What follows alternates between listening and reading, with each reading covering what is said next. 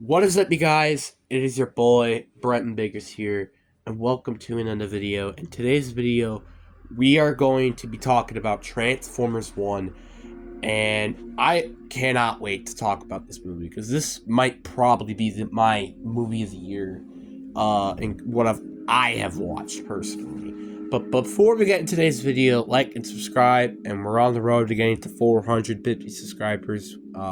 We're at currently 437, so we're 13 away, and really, really looking forward to that. Um, and also, one other thing before we get into this video, there are spoilers ahead. All right, if you don't want to spoil and watch it on Paramount Plus like I did, highly recommend watching it now before you go into the movie. Again, I think it's a very, very good movie, and I think it's really worth your time. So please, for the last time, I'm going to say this before we get into the spoilers. Please go watch the movie if you haven't already. It's a very good movie. But anyways, enough said. Are all the people gone? Are they all gone from the people that don't want to be spoiled? Okay, let's get into the video. So let's just talk about the plot. It's basically about D16 and Optimus Prime. Well, I guess Megatron and Optimus Prime. Both were miners. They're basically these miners working forever and discover a unholes truth of Sentinel Prime. And it's kind of really unbelievable of how good this movie is. The only problem I can have is the cringeness that is in this movie. There is a lot of cringe stuff during the beginning of the movie, but it died down very quickly. And honestly, the one other part I think there were a bit of an issue with is I wish we got to know more of the High Guard more. Like, the High Guard was kind of just explained for 1 minute, and then that's it. I mean, yeah, I don't want to like overvoke them the entire time, but it's just a little frustrating. I wanted to see more time with Shockwave, Soundwave, the leader of the High Guard. I kind of wish that we knew more about these characters because they were really interesting and also kind of funny, especially Shockwave. Oh my god, Shockwave! But that scene was so freaking funny. This movie's kind of funny too. This movie kind of funny, but it's serious. It's more serious than it is actually funny. Which again, I would rather watch a more serious, mature tone movie rather than a joke movie. My personal opinion.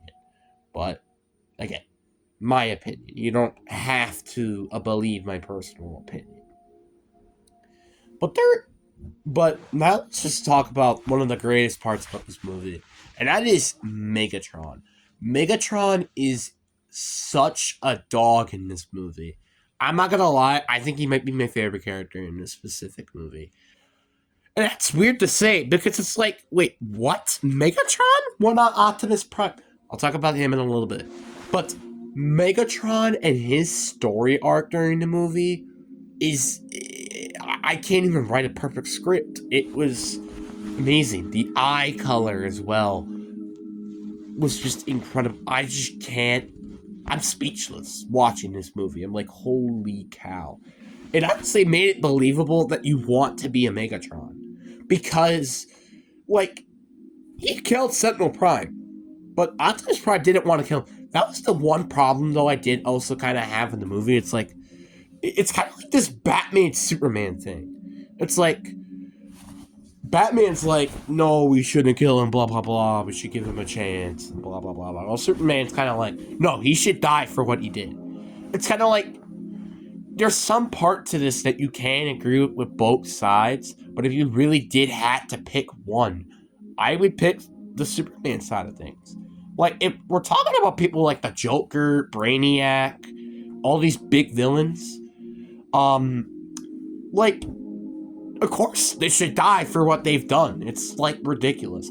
But there are people out there like Poison Ivy, Harley Quinn, Swamp Thing, what's other villains like Killer Croc, like all these other villains that kind of should deserve to live. Harley Quinn is basically a follower because of, well, the Joker. Poison Ivy, it's kind of the same thing because of Mother Nature and blah blah blah. Bane is, I have no idea what Bane. But like, there are people out there that have like just fouled because of other people and stuff, or just vengeance or something. And heck, even Frost too. Like Frost is trying to sit, or not Frost, Freeze, Mr. Freeze. Sorry, he deserves to live too. Like saving his quote unquote dead wife. That makes sense. I understand that action, and that's what I really love. Villains that have reasonable arcs. It's kind of like it's really tough when you don't have a villain that has a reasonable arc. It's like, for example, like, what movie has a very good example of this? I can't think of any. I would say Luca, I think, would be the best example. The villain is basically trying to kill them because they're sea monsters. That's not a great arc or a great motivation. Or hell, even Inside Out 2.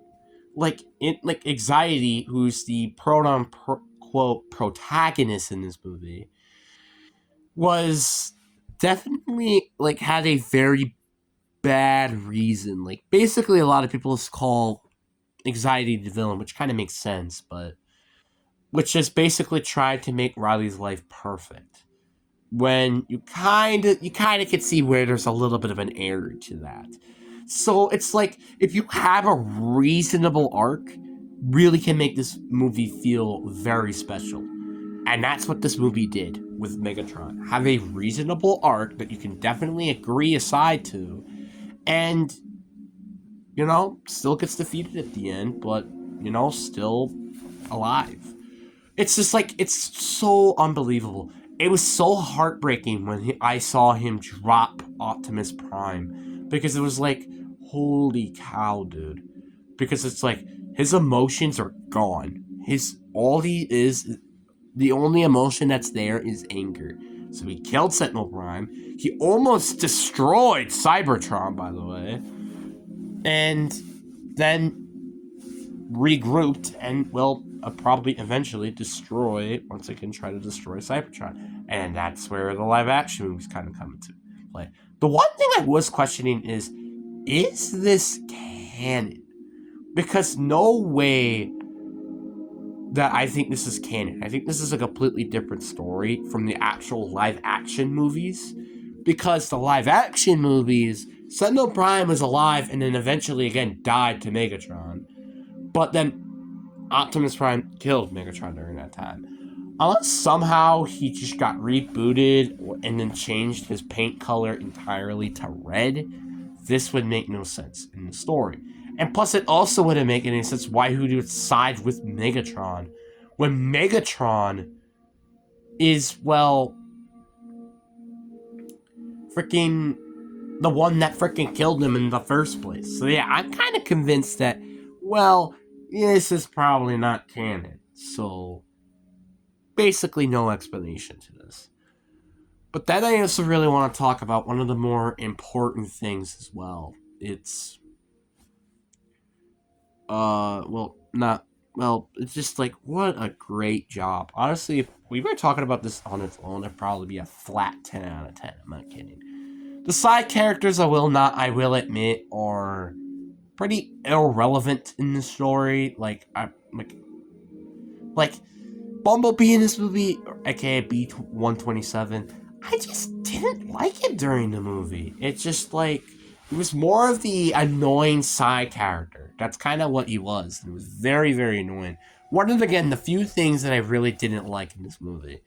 And then the girl, it also just doesn't feel right to me. Like, I can't really explain why, but it was kind of because of the factor that, like, she's kind of like bossy make Optimus Prime when that was basically the main focus of him becoming the Beast.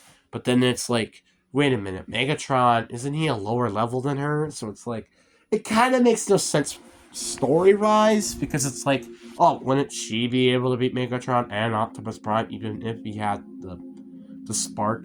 It's just like, that's kind of a bit of the issue here. It's like, is how OP these specific characters are. And I also want to talk about Sentinel Prime a little bit. I know he is technically the villain of the story, but like, I mean, you can kind of see why, but he kind of is just an evil, backstabbing prick. And the reasoning behind him isn't as quite clear, which then obviously can diminish a villain, because again, the definition I think of what a villain could be has a reasonable you know, thing to destroy the main character or had a misbelief of the main character and go follow actions to it. It's like the perfect example is The Bug's Life. The Bug's Life isn't really particularly the greatest movie, but Hopper invades the movie significantly because of how amazing he was written as a character. So it's like, that's what made him special. Sentinel Prime was more of just the guy you just have no idea what the hell he is. He's like, is he really trying to save Cybertron, or is he actually just a backstabbing prick who just all cares about his power? But then, if you really wanted to care about power, why wouldn't you just let them kill the Unicron, and then afterwards kill them afterwards, and then could take control of Cybertron? Why don't you just do that instead? It just kind of makes no sense to me. This guy is just a little like another part. He just isn't written the best as a character, in my opinion, which kind of made a little bit of sense of why he got dead at the end, because they probably just have ran out of kind of ideas of what to use him for. So kind of a touche there. But now I want to really talk about the main character, which is Optimus Prime, and holy cow, he's also a very good character, Rowan. I mean, yeah, there are some parts of the movie I'm not a big fan of him, and some of the things he are is a little cliche, but he got definitely better as the movie continues. And him getting, like, the spark, I don't think he particularly deserved it, because after all, he was letting a Sentinel who almost destroyed their planet live. I don't think he really quite deserved that. Honestly, I think the person who deserves it the most is Megatron, because he's doing the right thing. But anyway, it doesn't matter. Anyways, back into the movie. And then he eventually beats him. But it's like, it's not like the end of the world that he ends up beating Megatron, which anyway, he just let him flee anyway in peace. It's just, it just kind of just didn't feel like he was perfectly written as a character. Like, I kind of wish at first he really wanted to kill Sentinel Prime, but then like maybe realized some other problems with that. Kind of like, I wish he kind of sided with Megatron, but then slowly distanced off. But that didn't really happen, and I wasn't a particularly a big fan of that. And it kind of see the point. There were some cracks with the Optimus Prime and what he was written for, but again, I feel like that wasn't even the main focus. It was kind of the two characters, which was Megatron and Optimus Prime. I don't think there's particularly one character who was focused on during that movie. I think it was possible. Kind of nice. So yeah, but Optimus Prime definitely did have some good moments. Don't get me wrong, but I was kind of, not gonna lie, a little disappointed. Well, actually, kind of very disappointed with how Optimus Prime is. Because if you told me how good this movie would be, I'm like, holy cow, Optimus Prime would probably be one of the main reasons of why. No, he wasn't. Like, it's kind of sad. Not gonna lie. Like, Optimus Prime was basically the perfect definition of how I kind of was heading into this movie. A little mediocre, but had a couple of good moments, and that's basically what Optimus Prime was during the movie. And I kind of was more invested with Megatron, not because I hate Optimus Prime in this movie. It's just Megatron had just such a great arc in this movie, but that's my opinion. Again, you guys can always blame me all you want. I love that. I love the suspense in this movie. It's just so awesome. I love it. And I also love the fact it's like it doesn't reference Earth at all. That's what I really, really liked about this movie too. It didn't reference Earth at all. It's awesome.